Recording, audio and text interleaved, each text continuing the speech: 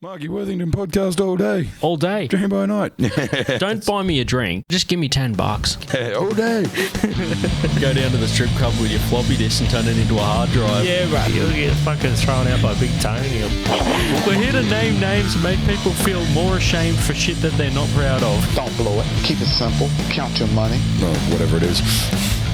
Hey, how you doing? Welcome to the Marky Worthington Comedy Podcast. This is episode 97, and we have guests on the show. First time ever on the show, Nick Starkey. How you doing? Hello, everyone. Welcome to the show. This is the first time I've had you on this show. Have you ever done podcasts before in general? No. Okay. So first time on the show. First time ever doing a podcast. Yeah, I have a mate who does a podcast, and I make fun of him endlessly for doing it. Yeah. Now I'm on one. Yep. Good stuff. Hello to his one friend that joined just to watch him. Just to make fun of me. Yeah, be part of one. Yeah. But yeah, this is I've upgraded the studio a little bit, so people that are watching on YouTube probably notice there's a lot more LEDs and stuff.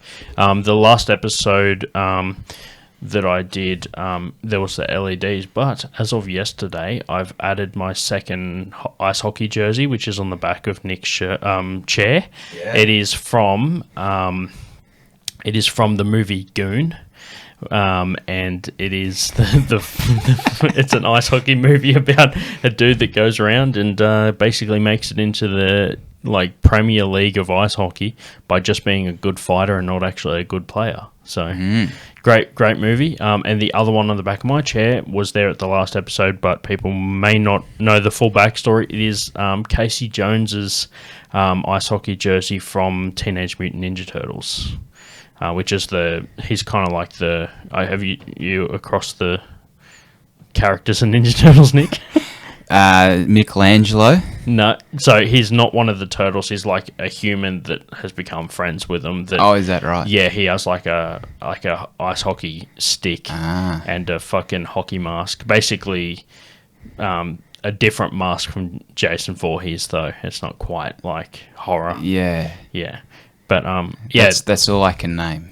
Okay, you basically, and I don't even know if that's from Ninja Turtles. I may as well have just asked who painted the Sistine Chapel. Picasso. There we go. See, there's that thing. I'm surprised he was able to do all that painting with his creepy turtle thumbs. So apparently, I was talking to Nick before the show about an audiobook that I was listening about, neuroplasticity. And apparently one of the case studies in that was once the Sistine Chapel was finished being painted, which took 16 months or something, the repetitive motion of having, looking up to paint meant that it rewired the brain, so the vision was only possible by looking up. So when it was finished, it took months to retrain the brain to actually come back to normal after being looking up and focused for so long. So that's pretty incredible. After that, any jobs that needed to be done had to be done on the roof, I'm assuming. Yeah. A bit of science. Bit of science to kick it off. Do you like mitosis and meiosis? Do you have a favourite? Nah, yeah, see, I don't know. I'm more of an IT guy, so I'm more into writing scripts. Are you a getter or a setter when it comes to script coding? Yeah. Okay, I reckon mitosis is my favourite. Okay. But I can't remember which one that does. Yeah. What about symbiosis? No, symbiosis. Yeah, there we symbiosis. Go. Okay, that's where we got the veil's gone, dude. We tried to fool them. It lasted 4 minutes on the dot. We're actually able to get 4 minutes into it before anyone could actually realise that I'm not actually a scientist. Symbiosis, that's a good corporate buzzword to use, just for everything. Yeah. Don't use synergy. Just say we need a symbiotic relationship. Yeah. Any context. Going to where's the bathroom? I need to do some symbiosis with my bowels. Or the other side, which is you can say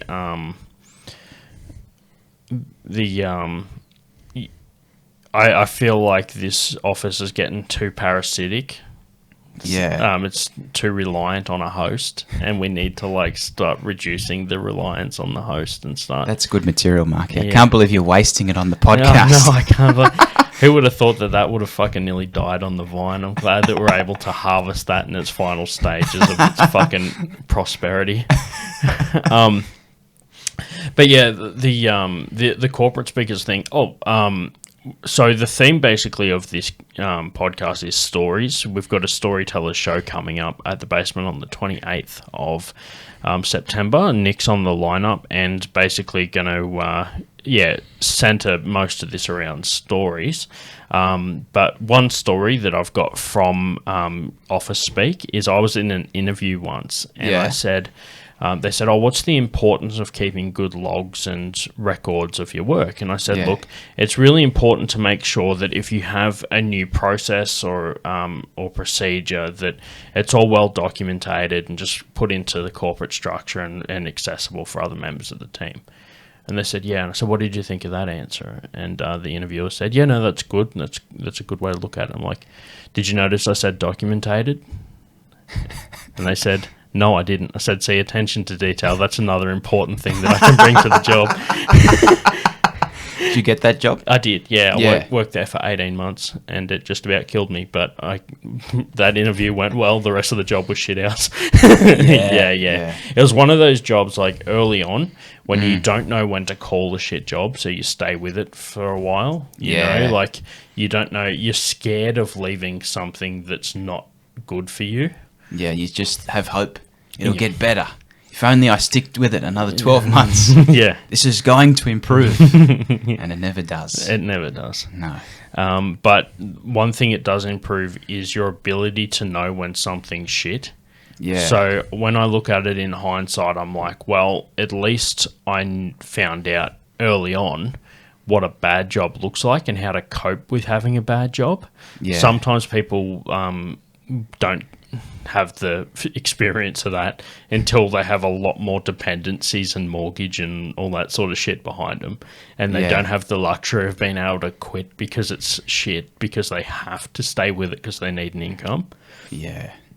Whereas I was lucky enough that, like, although I could have quit at any point because I didn't have any reliance on anyone except for myself, and I can live off fucking 20-cent noodles for like as long as I need to. When I first started in the workforce, I was in retail, as most people do, and I remember I worked at Woolworths when I first started. It was at Woolies, and I then transferred to a BWS owned by the same company. When I turned, is that a promotion? That was it was because you earned a little bit extra money working at the BWS because you had to be over 18 to work there. So obviously you went into that next bracket of being plus 18. Yeah. And I only worked there for about as long as I was down the south coast, and then I moved up to Canberra and transferred to Dick Smith, which was the beginning of like getting into IT, because I basically, like, although I was in retail, I was working in the computer section, so it was some experience on my resume. So when I went for my first ever IT job, I wasn't just the guy that worked at Woolies, I was the guy that worked at Dick Smith in the computer section. I could actually like set up a laptop and troubleshoot it and all that sort of stuff. So it was kind of a foot in the door, and that's how I transferred my skills from retail to IT and then went into IT. Smooth transition. Yeah, just killing it. Mate. Yeah. And then Dick Smith transitioned from a functioning company to a pile of trash into a bankrupt agency. That sold out so bad that even in their closing down sales, people actually were just buying the shelving units that the shit was on. Oh, were they? No joke. You could go in there and everything was sale. One of the last sales they would have done was probably the fucking till. It was like they literally just liquidated everything. Good prices, but well, I mean, you can't beat Dick's deals. But yeah, so I did all that, and then I went. That's how I went into that. But yeah, retail was definitely something I learned. Was like shit. It was hard lessons to learn working in retail. Yeah. But got through it, I guess. A lot of people, I think, should work in retail or hospitality at least at some point to, like, get through it. But when I was working at Dick Smith, back to me not eating much or having it, I used to, for lunch, when I first got my corporate job, I was so used to having no fucking money. Yeah. That I started in my corporate job, and I had to fully buy, like, a week before I started, because my first job was monthly pay. Yeah. And once I quit from my retail job, because I was casual, they just didn't give me any shifts because I was leaving. They're like, well, fuck that guy.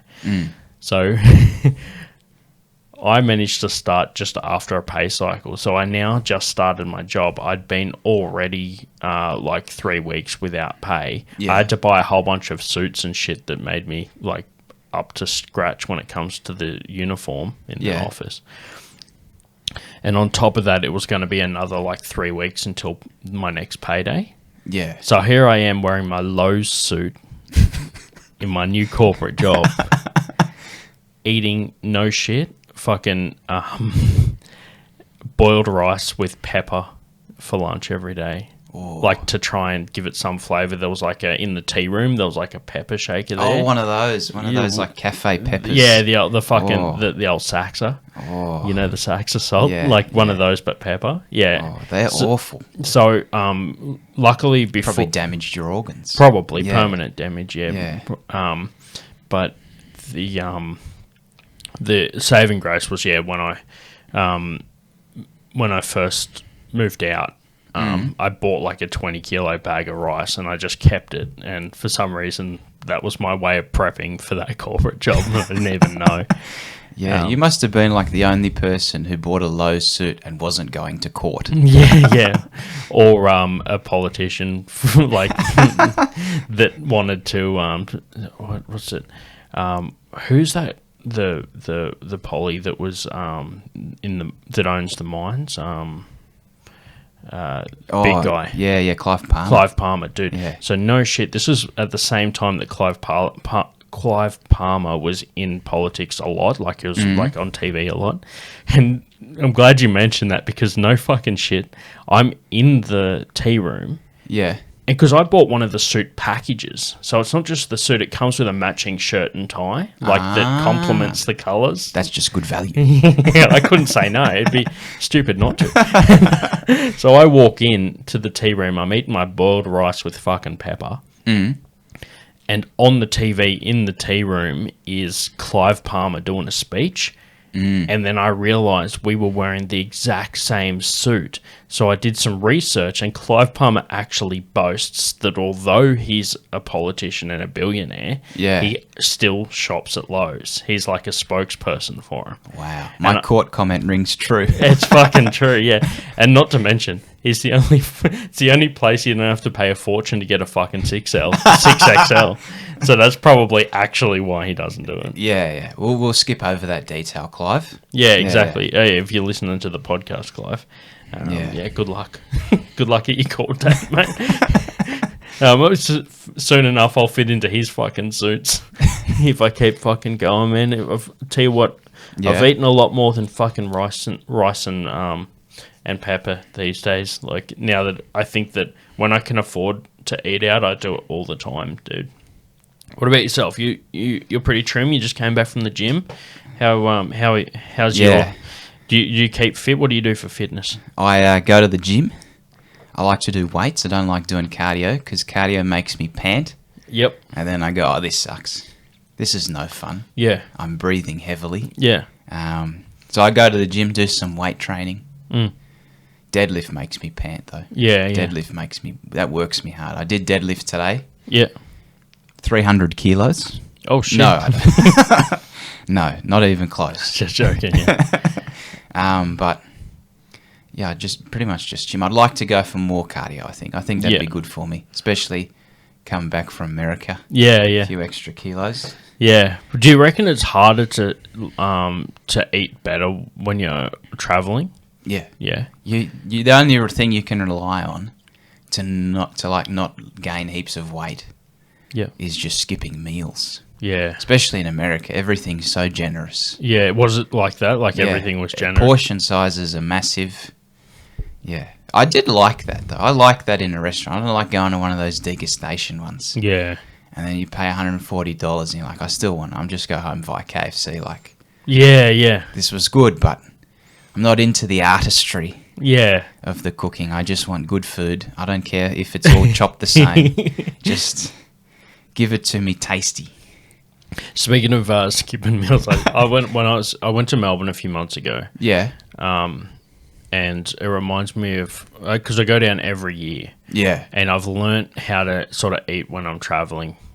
Or not, Melbourne's not really travelling, it's still within Australia, I guess. But it is travel, but it's my version of travel, fucking not far. The first time I went down there, I didn't know how to, like, plan meals and all that sort of shit. And also, like, stuff that you can keep in a hotel fridge and it still be okay the next day, that sort of food. Yeah.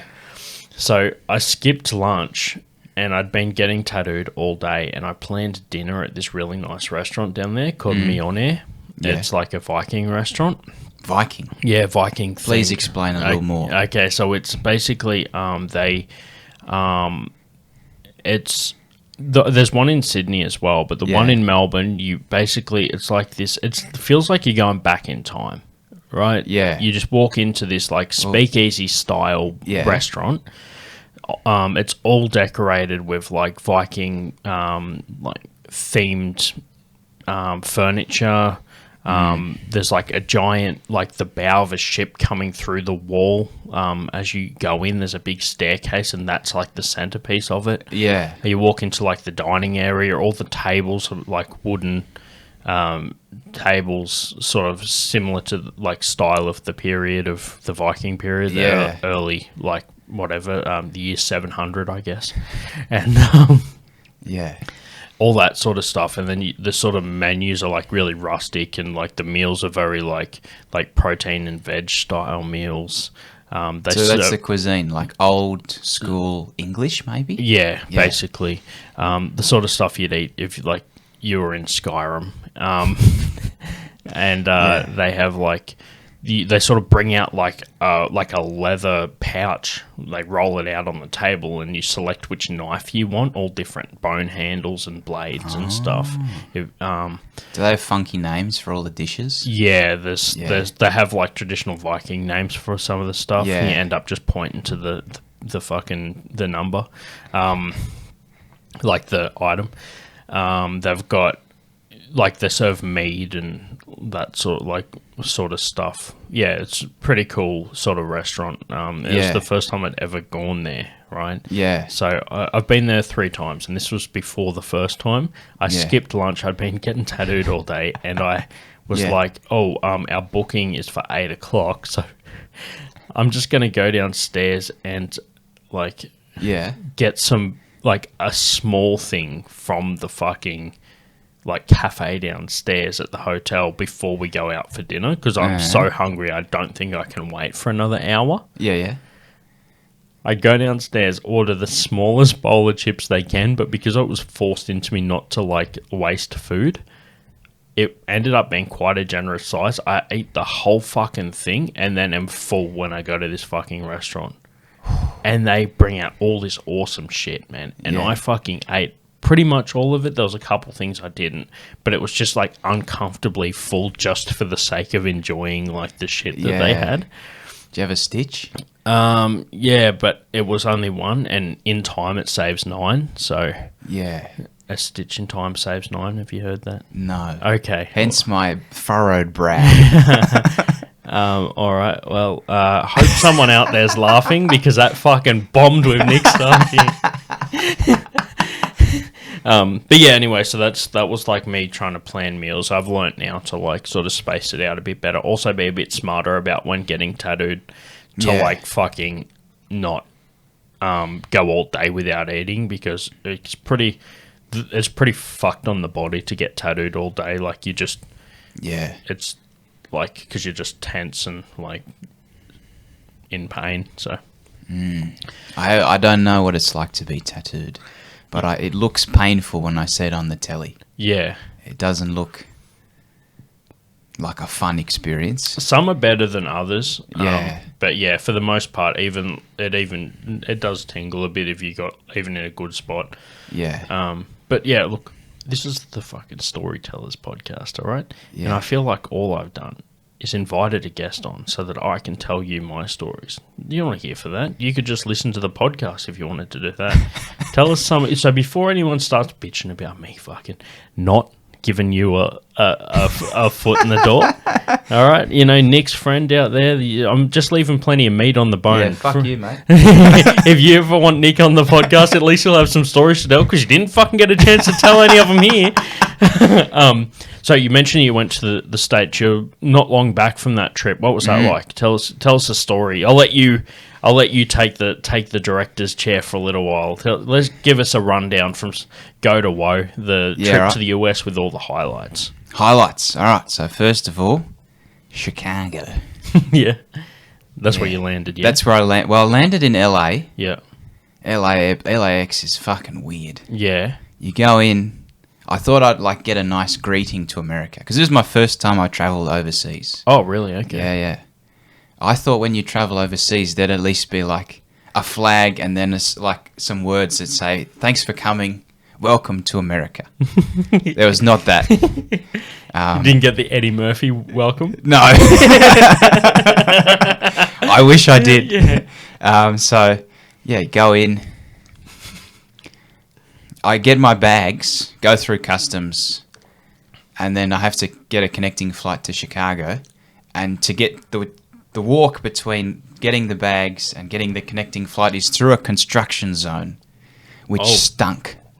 Right. Because it's probably a combination of a city with 15 million or whatever people, plus construction. And they seem very laissez-faire about construction in America. Like, I saw so many people jackhammering without the headphones. Oh, okay. How are they going to hear the podcast? Yeah, tried telling them about it, but they had no idea. Well, the good thing is if you jackhammer without headphones, it's like having headphones on for the rest of your life. That's wise. Yeah. LAX, fly into Chicago, and then Chicago's meeting up with my mate who has his own podcast. Okay. But his podcast, probably fucking terrible. It's like NRL fantasy. Oh, right. Yeah. Where they analyse who's making the most tackles. They probably at least get sponsors on like mine. Fucking sports bet or whatever it is their version is. But they'd just be dumb observations like, Damien Cook made 38 tackles, so he's worth buying. Whereas if you listen to this podcast, ladies and gentlemen, you can get observations like, I bet tattooing hurts. That was good from me. Fantasy tattoo league. Yeah. Yeah. So I'm going to his wedding. Yeah. I went to his wedding. Yeah. And then we hung around Chicago for a few days. I saw a few things. I saw Van Gogh's self-portrait. Oh? That was a highlight. Yeah. Like the actual self-portrait. You seen the actual one? Yeah. How big was it in real life? Small. Yeah. I always hear that like the Mona Lisa and shit, that's not a Van Gogh, but just like all I'm just saying in general, famous artworks, when people see them in person, are like, it's so much smaller than it fucking, you would imagine. Yeah, it was tiny. Mm-hmm. I took a shitty photo of it that I will never look at again. And that was good. We had 2 nights in Chicago. It's just so funny to take a shit photo of something that's got really well photographed. You can look up artwork online where someone's taken 4K resolution images of. Yeah. But you're just like, nah, I'll just get a quick camera phone. Yeah. You bootlegged it. The whole trip, because I don't take photos very often. I take fuck all photos because I'm like, I want to live in the moment. I don't want to be... I want to appeal to the boomers. And we be one of those people who doesn't have his phone out at a concert. Yeah. But this trip, I made a conscious effort to be like, I'm going to take photos. And most of them have my finger in them. And most of them are horrendous, and I'll never look at them again. There's very few that are good. I don't think there's any of me. Yeah. I probably should have done that. Yeah. Oh, well. Yeah. We live and we learn. Yeah. So Chicago, we had 2 nights, like 2 big nights. We had a rehearsal dinner, which I've never heard of. Is that? I don't know if that's an American thing. I was going to ask you, but I remembered that you're not American. I've heard that they are a thing, but I think just like a lot of American traditions, they're slowly flowing over into Australia. Yeah. So like anyone that does it in Australia is probably just doing it because it's like an American tradition that they've copied over. Yeah. We do a lot of that. Yeah. So we had that. That was Halloween. Yeah. That was. I love Halloween though. Do you? Yeah. Why? I'm a horror kid. Yeah. I like that shit, and I just like the idea of actually enjoying something just for the sake of enjoying it. I don't have to, I still reckon that like Australia is great. We have a lot of cool things, but why can't we just choose to like adapt like other stuff which we also think is cool? Yeah. I don't know. I've got a teaser for an upcoming episode. So I've got an American mate from Brooklyn. Yeah. He's been on the podcast before, and he's coming back for a Halloween episode where he's going to tell a whole bunch of stories from Halloween. So that's coming out closer to Halloween. It'll be it wouldn't be now. Yeah. So this one's September. That one's going to be in the next few episodes. So Number 100. So I've planned number 100. It's coming up, but that'll be before 100. 100's going to fall probably around November. So Yeah. But anyway. So what was I saying? Oh, rehearsal dinner. Yeah, rehearsal dinner. I did a speech. Oh, really? The old, Nick's a stand-up. Yeah. Give him a crack. But it went well. It went well. Yeah, it went really well. Yeah, I was very tight happy five, with it. It was a tight 5. I had 10 minutes. Yeah. And then 3 minutes before I had to do it, the bride came over to me and was like, "Can you cut it down to 5?" Oh, she gave you the light before you even got on stage.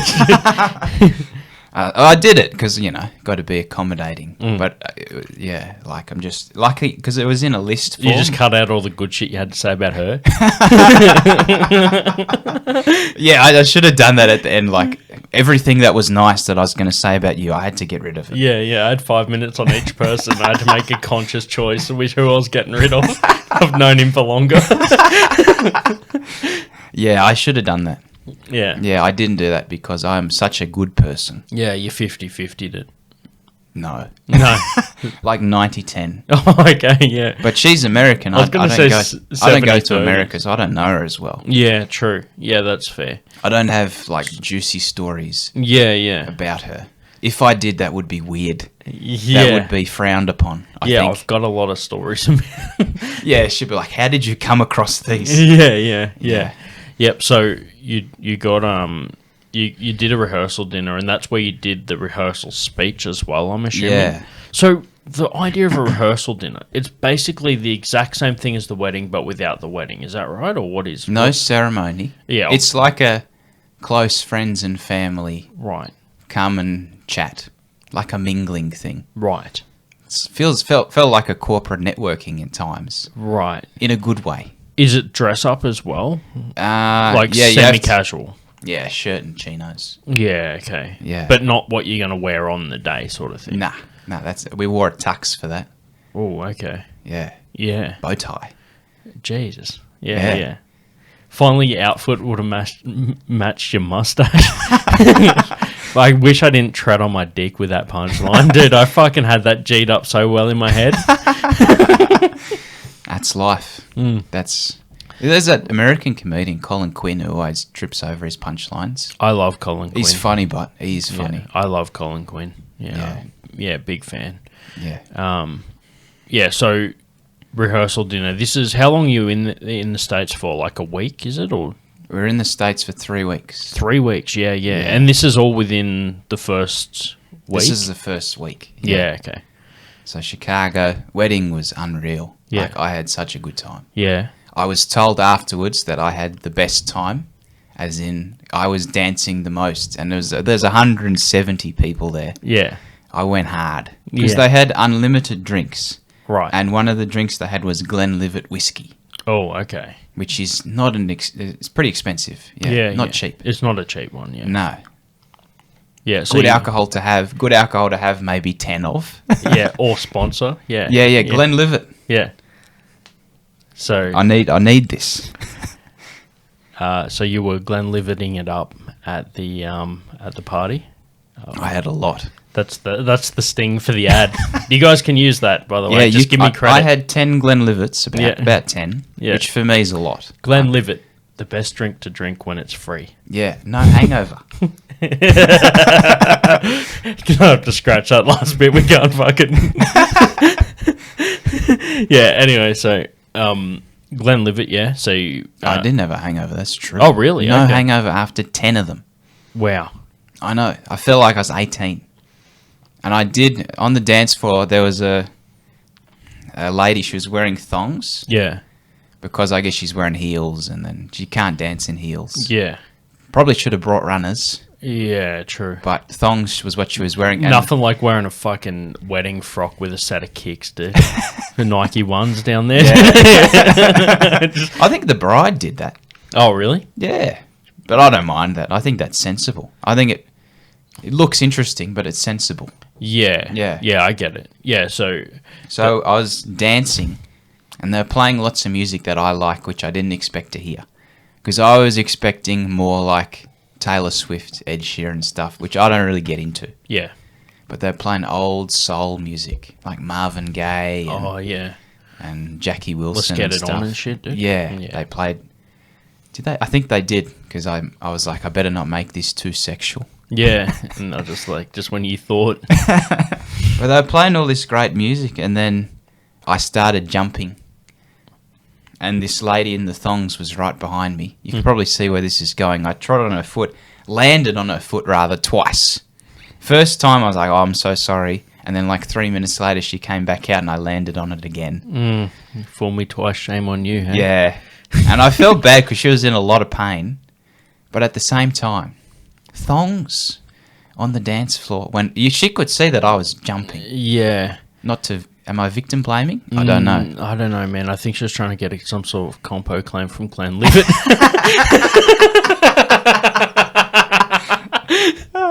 She's like, yeah. Nah, dude. I think what you actually did was God's work. You helped her realize that, like, sometimes when you make bad choices, you have to suffer the consequences. Yeah. And if that happens to be, a fucking crushed foot, then it is That's what it life. is. What were you wearing, by the way? What Like those like dress shoes? dress shoes, yeah. Dude, like no floor hangover, shines. but your feet were killing you. Yeah, I Your was. feet were hungover, but the rest of you was okay. Yeah, I didn't want to look at my feet the next day. They would have been manky. Yeah. Yeah. And Let's pause on that for a minute. Okay. They would have been manky. Yeah. So, but the wedding was great. I had a great time. Yeah. What sort of setup are we looking at here? Is it like a whole Yeah, like carpet with a dance floor made of wood? yeah. Yeah. They're like. Think of it like half the Hordern Pavilion. Have you been to the Hordern Pavilion? No. It's just concrete. And no one that's listened to this podcast has either, so. Oh, No, I don't know. done the survey. Yeah, well, I'm the only one that listens as I edit it. After that, no one listens to it ever again. But, Yeah, it's just like I think, a big yeah. concrete thing. yeah. And then they put floor on top of it. Oh, okay. And we had a ceremony, cocktails, dinner, and dancing, all in separate rooms. They put on, it would have cost a mint, but it worth it. It's just, well, I say worth it because I had a good time. Yeah. Up to them to decide if it's worth it. Yeah. But it was unbelievable. In your outlay, it was worth it. Yes, in my view. Yeah. Do it again. Yeah. Can we have another one next year? Yeah. So as you're leaving after 10 Glenlivet, you say to the groom, this is really good, man. You'll have to bring me back for the next one. Yeah. So that was within the first week. So I'm assuming because you're already over there, you're like, I may as well have a bit of a trip while I'm there. Yeah. Okay, so did you spend the whole time in Chicago, or you No. tripped around? Tripped around. Was that the end of the That's Chicago the end of leg? Chicago. Okay. That chapter is coming to a close. Okay. After that, we went to Memphis. Nice. Because I love my soul music. Yep. Love all of that stuff. We went to, Memphis was a weird city, in my view. Yeah. Like, I didn't live up to my expectations, like my Right. preconceived notions of what it was going to be like. Yeah. It was not like that. Right. You go there, it's like a ghost town. Oh. And there's just nobody on the streets. But 1 million people live in Memphis. But you just don't see many of them. Yeah. They knew you were coming, so just like in Blazing they Saddles, all they went set up home. another one next to it with no people. Yeah. Just so That's... walk through it. I'll be thinking about that tonight. Yeah. So we go in. Yeah, there's just no one around. It was like 37 degrees every day. Dry heat? Yeah, dry heat. Okay. Oh, it was moderately humid. Okay. I hate humidity. I can deal with dry heat, though. Yeah, we sweated a lot. Like, you have to change every couple of hours. Yeah. But we did a few Change things. Yeah. your clothes? Yeah, Or change my opinions? clothes. Yeah. Yeah. I opinion. didn't change my opinions. Yeah. They after are the rock first solid. day. After the first day, you're like, they lowered by the sounds of it. I would say Memphis was my favourite city that I went to in terms of the attractions. Okay. The attractions were unreal. Right. However- what else was there? Aside went from to- nothing. We went to Sun Records, which Okay. is like Johnny Cash. Yeah. I've heard, I listened to a podcast with this guy called Dean Delray. He's a Yeah. comedian, and he's like an old rocker, and he talks a lot about that rock memorabilia and shit like that, and iconic players, I guess, in the fucking scene. Yeah, Sun Records was good. I got a photo holding the exact microphone that they auditioned every single person who went through Sun Records with. Oh, They still have it, and they let everyone take a photo with it, which I think is a pretty cool, nice little touch. yeah. Yeah. So who held that? Do you think at some point Elvis held Yeah, that? they said he did. When Wow. Elvis auditioned in 1954 or whatever. He touched and sang into that microphone. Yeah, Fuck yeah, dude. yeah. I thought that was pretty cool. Yeah. Then we did the Civil Rights Museum.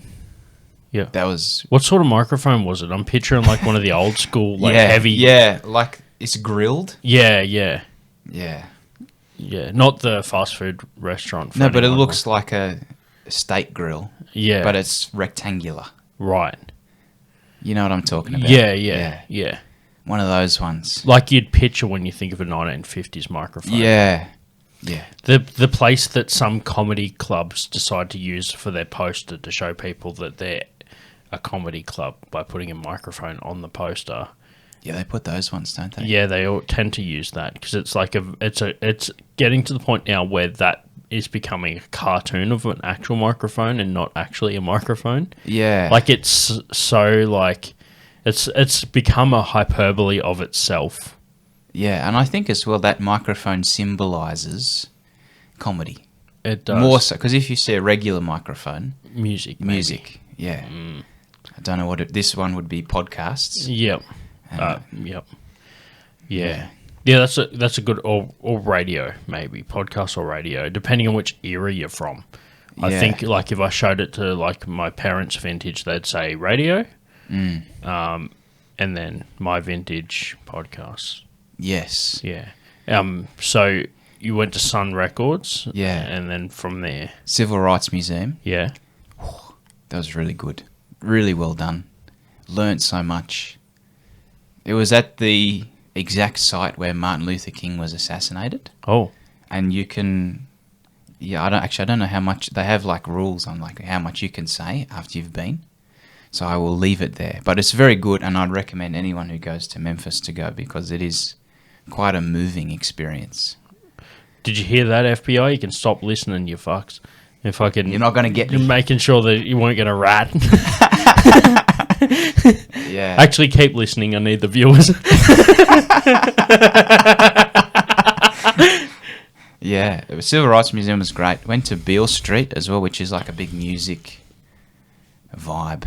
Yep. All the blues and all of that. BB King's Club was unreal. Mm. The whole thing. And That's then the next awesome. day was really good as well because we went to Stax, Yeah. which was the number one attraction in America for me. Yeah. Do you know Stax? No, I don't. What is it? So Stax was a soul record company Right. in the 60s and 70s. Okay. So a lot of very famous soul music came out of Stax, and a lot of musicians would go to Stax to record because their in-house band was so talented and good. Yep. They're the Blues Brothers band. Okay. Like Otis Redding Yep. was Stax artist, and Isaac Hayes, and lots of old school soul singers. Yeah, The okay. staple singers. Yeah. Yeah, cool. Yeah, I love the Blues Brothers movie. I just don't know a lot about my old man's a big blues guy. Like, he likes blues, and he likes a lot of like harmonica sort of stuff as well. Like, yeah. I remember when I was a kid, he'd like show us how to play harmonica. Yeah. And then eventually, like, just realised that that's like, as well as a recorder, probably the dumbest thing you can give a kid. Because there's the fucking pure noise of that coming out of it all day. I still keep a harp just because of my childhood. Like, I don't play or anything, yeah. but I just keep one because it's a cool instrument, I reckon. Yeah. And people that can fucking play a harp is crazy. Like, if you're real, like, you ever see a really good harp player, you're like, fuck, man, it's like bass. You can play it as like a background thing to like a band, Yeah. but if you find someone that's like solely a harp player or solely a bass player, Yeah. they can be like their own attraction without a band with them. Like, if you're just truly good at that instrument, you can just play it without needing anything else if you're just really good. Yeah. Yeah. There's a few players I can think of like that, yeah. Yep. But, yes, Stax was really good. And one thing I really liked about Memphis was that it talked about country music. Yeah. Because when I listen to all that old music, there's country influences everywhere. In both, in rock music, in soul music, Yeah. in the blues, and also country music's heavily influenced by gospel and the blues and rock, especially in like the 50s and 60s and 70s and stuff. When you listen to it, it sounds pretty similar, and you can see that there'd be a lot of trading between the genres. Yeah. And I like the fact that they talked about that and the influence that had on the music. Because now I think people kind of think of country music as this separate sort of hillbilly shit, which, if you listen to the country pop, it is. There's so much crap now for the country music. Country music now is struggling. There's lots of good stuff, but they call it Americana. Oh, right. Yeah. Yeah, that's the way to distinguish it. If it's country, if it's a modern artist and they call it country, don't listen to it. If they call it Americana, it's probably in the Johnny Cash, Waylon Jennings, Dolly Parton kind of mould. Yeah. So I really enjoyed that part of it because I've been blabbering on about that in Canberra for years. Yeah. Been like, no one gives country music the respect it deserves. We're the fucking bush capital, damn it. Yeah, and it was good to see that. And then we went back to Beale Street, and that left us at Memphis. That was what we did in Memphis. A few other museums, they were all right, and it was a good time. Yeah. But then when you walk between an attraction and the hotel, it's like, this is such a weird city. I mean, I guess it is 37 degrees, so people wouldn't be out Yeah, and true. about. Maybe that impacted things. But at the same time, it was weird to walk around, and there's barely any cars as well.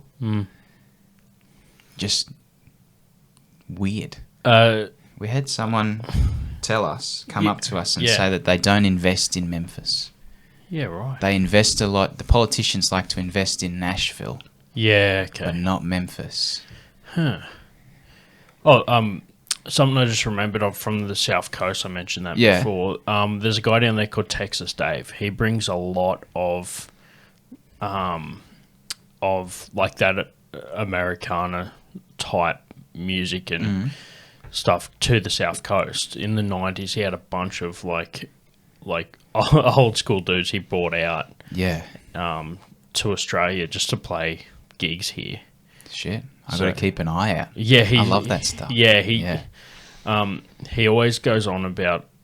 There's a bunch that he really likes, but yeah, he's a cool dude. Like he's like a character of himself, just like the microphone. He's like basically super well spoken like English dude, but he's really into Texas stuff. And he's just got like he wears like a Texas hat with like a bowler tie and like just like a jacket with the fucking frills and shit. And the flag, the Texas flag. He has that on a lot of shit. Yeah. And he owns a music shop called Planet Tex Music in Maria. Yeah, and he's really cool. He's part of the... He helps out a lot for gigs down the coast. In fact, he runs an open mic down there, which... Really? I'd like to make my way down there at some point and do that. Yeah, it's an open mic, as in music as well. But, yeah. But yeah, he's really supportive of the scene. So I guess a lot of the things I know about that type of music all comes from him introducing it to the South Coast. Yeah. Wow. I got to check that out. Yeah, next time I'm down the South Coast. He's a good dude. If you're into that sort of music, man, you can talk to him for hours about it. Yeah. I probably will. Yeah. I don't have anyone in Canberra I can talk to about like Dolly Parton albums. Yeah. No one gets it.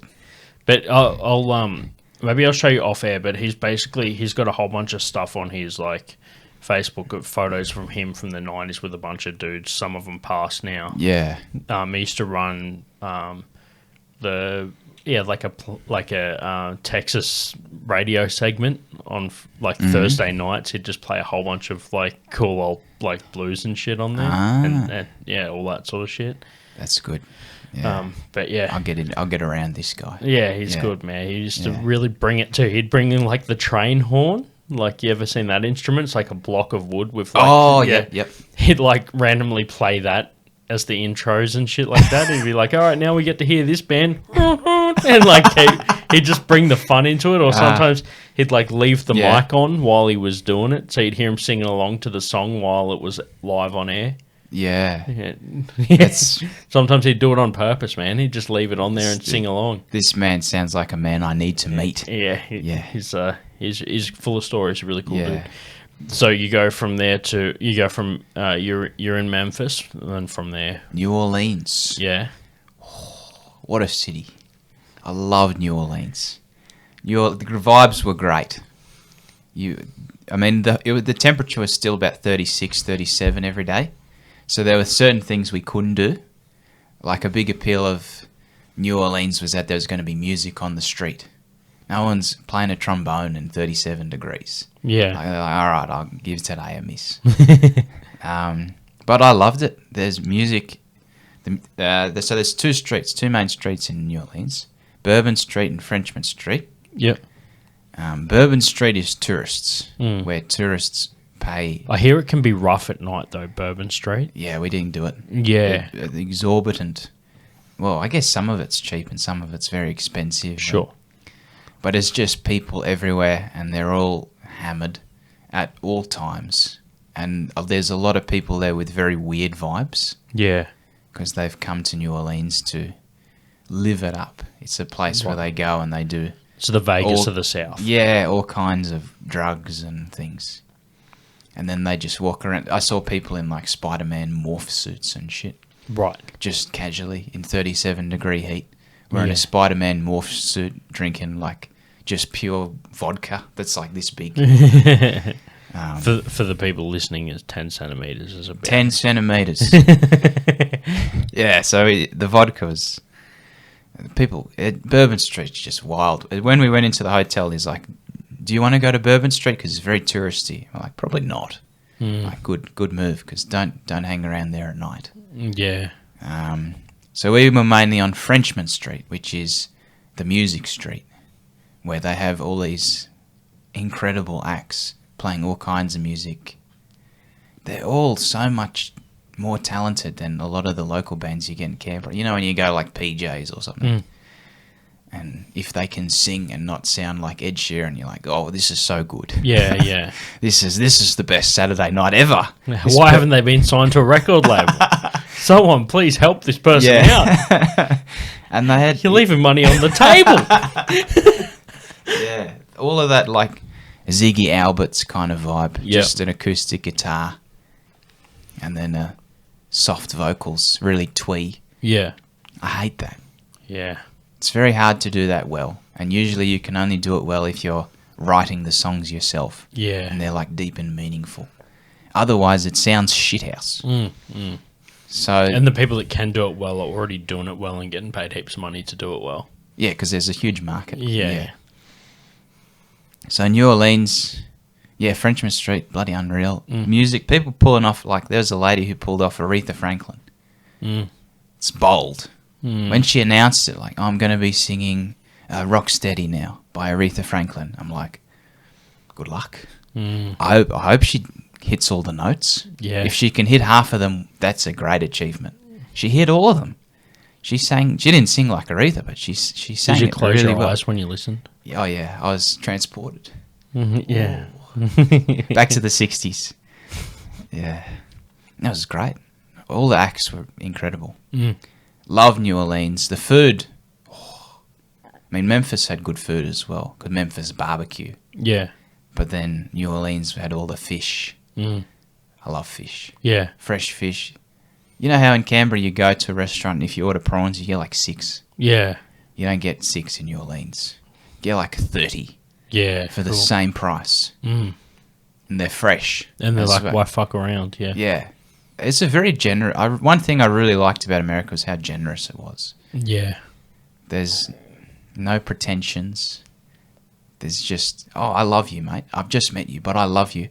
Come back to mine and I'll feed you. All of this food. I've just met you. I don't give a shit. I really like you, mate.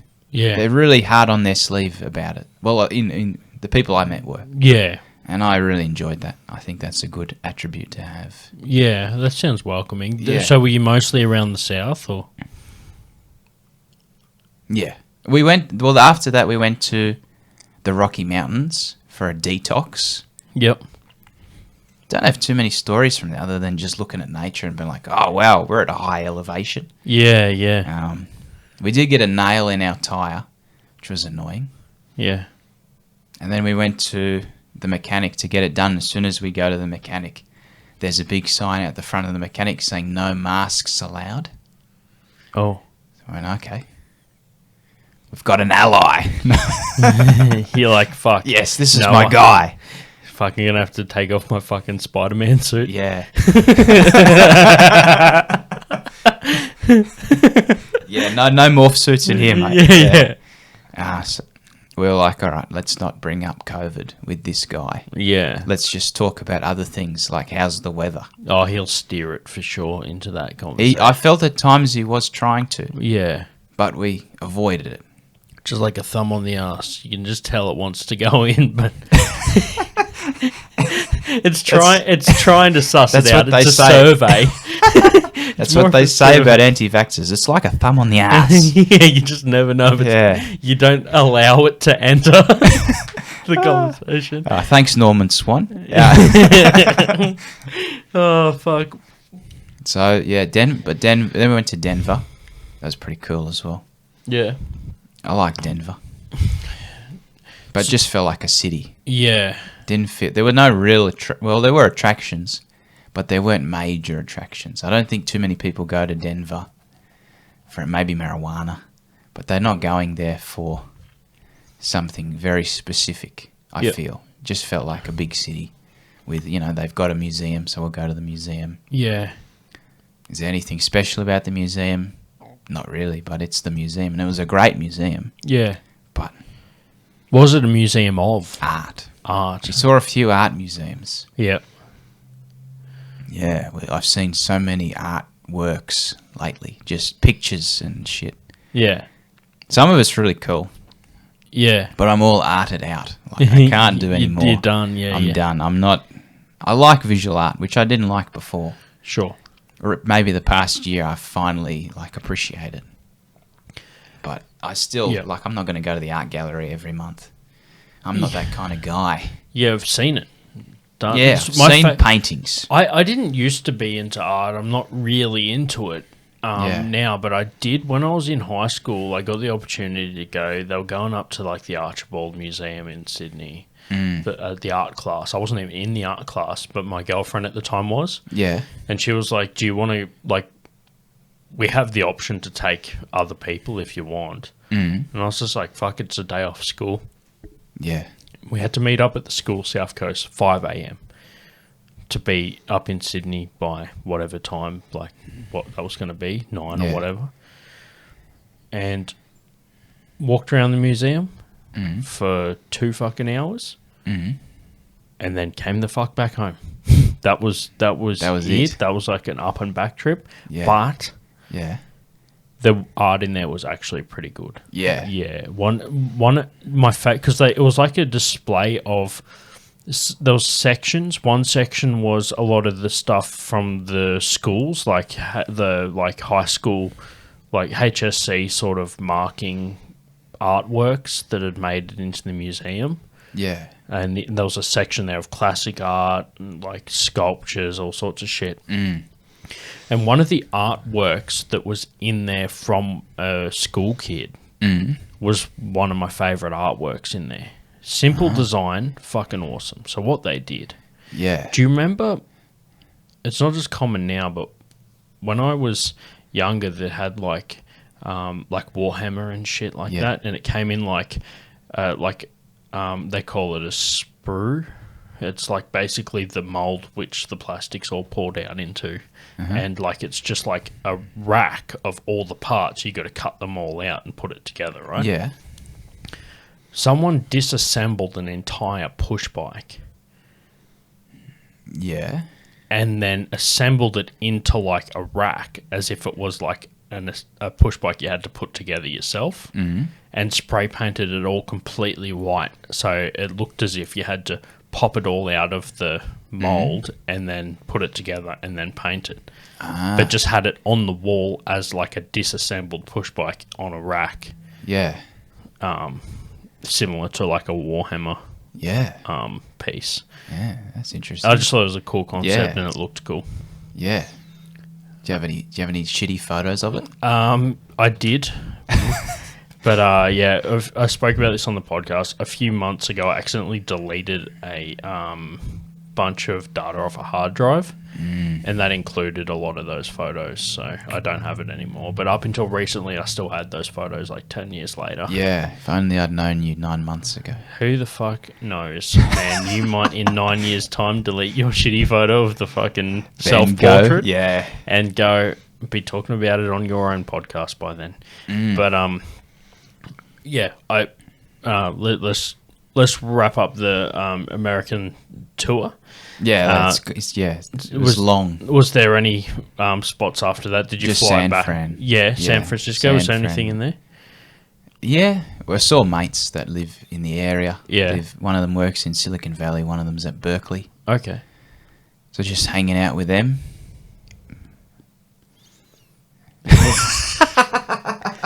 This is meant to be a fucking storytellers podcast. Yes. I bring you on here. I'm fucking paying you to do this in a few, This is fucking the long awkward pauses podcast. You just give me this fucking dead air that I won't remember where it was. I'm not editing that out. No, I want that in there. Oh, fuck. That was a long dramatic pause to say I can't remember. 2 minutes. I'd like the stories aren't as good as the other ones, but we hung around. Things went to baseball games and that sounds like fun, man. I'd love saw to. the sights. I'd love to go to the States and do a trip there one time and have a look through, or multiple times. You know, I think that from what I understand, it seems to be better to go multiple times and just focus on one area like you did with the South, and then go back another time and do like the East Coast and West Coast, and not try to do it all in one. It's too big a country for that. I like that approach, man. I think that's a cool way to do it. We got go into a section now, a section of this podcast. Now, this is the Storytellers podcast. We've done a few stories so far, but now we're going to tell a story as a segment. So you ready for story time? Come on, grab your friends. We're all... Already forgot this one. Okay. The fun will never end. It's... Story time. There we go. Nick, have you Yes. got a story for our viewers for the story time? Listeners as well. I do. I got a tale for you. First shift, I worked for a while as at a temp agency for waiters. Yep. Where every time, like a big venue has a huge event, then they bring us all in and we're all hopeless and have no idea what the fuck's going on, and we fuck everything up and then we get paid. Yeah. One of those ones. We had that. And this was my first shift with the temp agency. Yeah. I'd never done any bartending before, but they put me behind the bar. Mm-hmm. Did I have my RSA, which is the responsible service of alcohol? I think I did. Yeah. I don't know. Let's say I think I did and leave it at that. Yeah, they put me behind the bar. Absolute shocker because I've never done any of this before. There's a coffee machine there as well. I don't drink coffee. I have no idea how to make a coffee.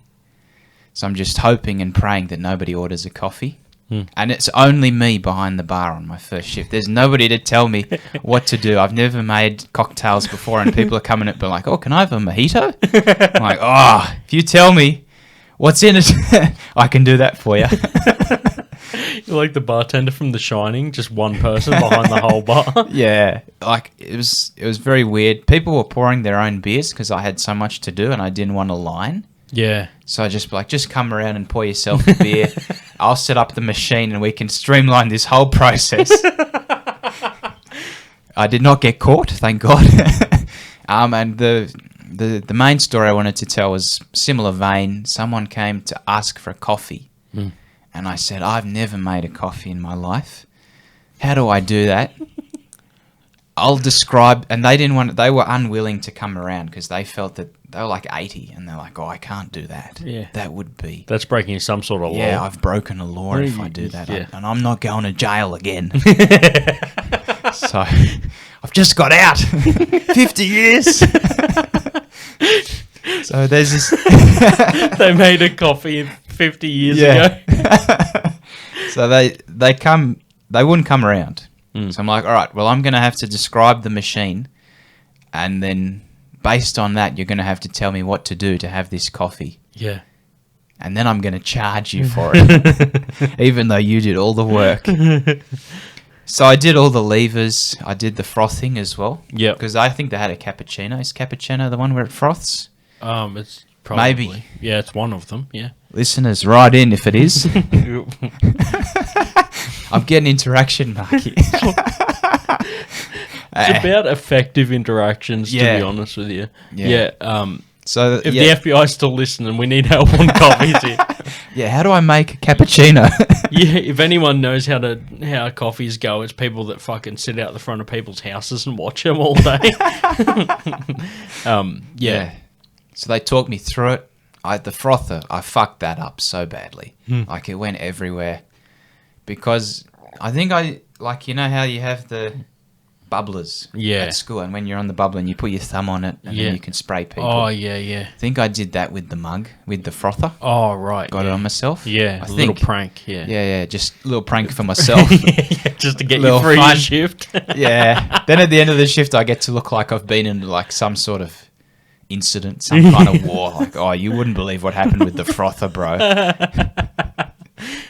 And eventually the coffee was made. They were very unhappy because it tasted like shit because I fucked everything up, which was their fault. Yeah. Because they didn't teach me right. Yeah, it was their fault because they should have not been wearing thongs. Fuck them. Yeah, fuck those people. Don't wear thongs. You didn't. On a dance floor. You're lucky they got a fucking coffee and not a stomped on the foot. I was an unusual bartender. Yeah, and that's the story. They got the coffee. They were unhappy. They paid. I got paid. So it was an event that wasn't all expenses paid, I'm assuming, at this point. No, this was at... Okay, so I'm assuming they didn't just... pour the beers. They had to then pay you for them as well. Okay, so yeah, that's a double kick in the balls right there. Yeah. Yeah, or muff or whatever you've got. Yeah. Very inclusive. Yeah, of you, Mark. exactly. Yeah. I didn't want to rule out any of the Glenlivet sponsors. Will not be part of this non-inclusive trash. Dude, I've told stories throughout the entire episode about a whole bunch of retail and things like that as well. So I'm not going to continue on top of that. I think that basically it reminds me of my early days in retail, and I've already told stories from there. I've got a bunch more, but I do have a closer for the podcast. Oh. Now, I told you about this before. Yeah. But it's the big unveiling. I found literally only about last night, or the night before, but some point recently, I found this video online. Now, Yeah. I don't often scroll on TikTok because it becomes obsessive. I start spending hours just watching short videos and getting that dopamine rush and then going to the next one, and it's not good. Yeah. So my rule is I watch the first video that pops up when I open the app, and whether or not that's a good video or not, I call it. And then I post whatever video I need to post, and then I log out. It's a technique that I heard a comedian talking about on a podcast called Post and Ghost. Yeah. It's where you just put up what you need to, and then you drop it. So Very that healthy. you're not just sitting there scrolling. Now, I do still scroll on other platforms, but they're not tend to be the platforms that draw you in as heavy as TikTok does for me. Yeah. Now, I don't always strike gold on the first video, but the other day I did, and I have this video here for you. Now, a lot of podcasts that I listen to sometimes do reviews and breakdowns and things like that, and I don't really think that sort of content that I'd be good at continually supplying. Yeah. I'm lucky enough to supply what I do. So I found this. It's just the best beer breakdown I've ever found online. So I'm going to show it to you. Now, we're going to describe through this video for the audio listeners, but if you do want to see the video, there'll be a link in the description which will take you through just to this section of the YouTube video if you just want to watch the review section. So either way, we've got you covered. Now, I get to show you the video that I found. Yes. I'm quite keen for this. Yeah, so it kicks off. I'll tell you the backlog. Yeah. You can sort of tell by the video, but basically, this guy's gotten a free caravan, and they've been going through it, and they find that there's a cupboard with a bunch of booze in it, a lot of which is homebrew. Yeah. Unbeknownst to either the seller knew that it existed and just wanted to get rid of it, or they forgot that it was in there and accidentally gave it away with the caravan, which is probably more likely. It could be either one of those or something else. So let's kick it off with the start of the video. Found a little bloody secret hidey here. This caravan I picked up for free. I already had a swig of that. It was worse than the Vegemite from 2007. So he's just held up a bottle of old, whiskey maybe? Yeah. And said that he took a swig of that, and it's worse than the Vegemite. Now, this leads me to assume that perhaps there's another video where he is reviewing other items that he may have found in the caravan, one of which could have been Vegemite. But that's only up to me to theoreticize about. Yeah. Because this is a repost onto a channel that isn't the original poster of this video, so I couldn't go back through and see if they had any others. Yeah. Also, I already watched my one video for the day, so I didn't want to tempt myself with any others. Yeah. Do you reckon they have Vegemite in cocktails? There's got to be a cocktail with Vegemite in it. There probably would be. Tell me what's in it and I'll make it for you. Yeah, I'll take a Vegemite and absinthe, thanks. All right. Let's see. So it alludes to the fact that he did try something else, and this was worse than the Vegemite. So we're going to try one of these old BBs. They're obviously a homebrew, I think. So he's just picked up a bottle of VB that's got dust all over the neck, and the label's kind of worn, as indicating that the bottle's probably been washed before, or it's just so old it's faded.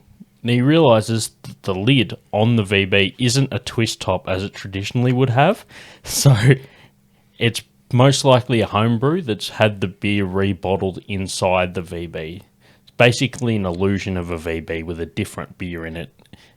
His theory is that it's a homebrew. Yeah, an illusory VB. That's a crime. That's 10 years jail for that. Now, Nick, I'm going to throw it over to you. Yeah. Before I do this next part, can you explain to the viewers what sort of unit this is that is doing the commentary in this video? What's this guy look like to you? Looks like one of those guys I saw in America who was jackhammering without headphones. Look at that look in his eyes of like, I don't have ears anymore. I just have ringing. Yeah. Like tattoos, what do you reckon? She got like a demon on one side. Yeah, there's a demon. There's a skull on his left arm that I can see. Yep, you see a skull there. You can see. Maybe he's into archaeology. Yeah, demon archaeology. Yeah. Demonology. It's a growing field. I feel like after a couple of enchanted fucking finds in the caravan, you never know what might pop up. He's got a high-vis singlet on and a pair of West Tigers footy shorts and no shoes at all. This guy is asking for a bad day dancing at a disco. This man's feet are manky. They are as bad as Nick's feet were after the dancing. Yes. Yeah, they're probably worse. Probably worse. No way to tell. Worse to wear. Which is a shame. Unfortunately, this bottle is not Glenlivet, is basically what we're saying. Yes. I'd love to see the bottom of his feet. Oh, we see a little bit more of the tattoo. It's flames with... It's actually a pretty cool design, but it looks kind of like it's aged a little and it's dusty. All right. Let's whip this next part open. See what happens. Quick side note, he pops the top off the VB not with a bottle opener, but with a spoon. That's a level above whacking it on the side of a table. That is classy. That is some tell me how to make it bartender shit right there. All right, continue. Yeah. Gives it a whiff. Pauses out and concludes that it's a stout because it's dark. Okay? And then stares off into the distance as if he's dissociating his brain because he knows what's about to happen may not be pleasant. Says, we'll see what happens, and holds it to his lips for a sip.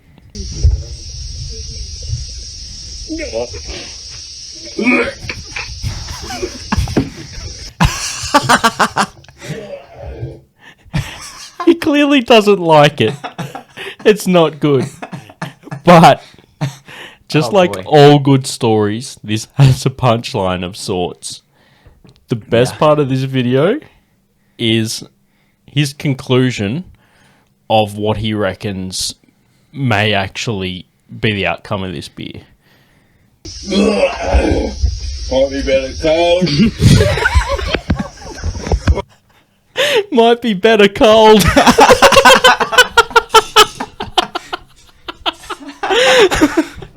Oh, fuck. And because of that one video alone, I'm not ready to completely write off TikTok. It's bought itself another at least 12 months worth of fucking scheduled videos. Oh, fuck. Yeah, that was good fun, man. Thanks for being on the show. No worries. Thanks for having me. Nick Starkey has been doing comedy now for just less than a year. Yeah, since May. Yeah, so and already able to put it together for a paid gig coming up on the 28th of September. So the end of this month, you'll be able to see Nick Starkey with a bunch of other comedians. There's a link in the bio for tickets at the basement for $20. It'll be a good fun night of comedy and comedy stories. So thanks. Come along. Thanks for being on the show. Episode 97 of the Marky Worthington Comedy Podcast. Cheers. Don't buy me a drink. Just name names. Yeah, right. Big Tony. You'll get fucking thrown out of the strip club with your floppy disk. all day. Make people feel ashamed for shit all day. Don't blow Turn it it. into a hard drive. Yeah, right. You'll get fucking- We're here to Keep it simple. Count your money. that they're not proud of. Just give me $10. Click. Did you hang up? No, I just said click.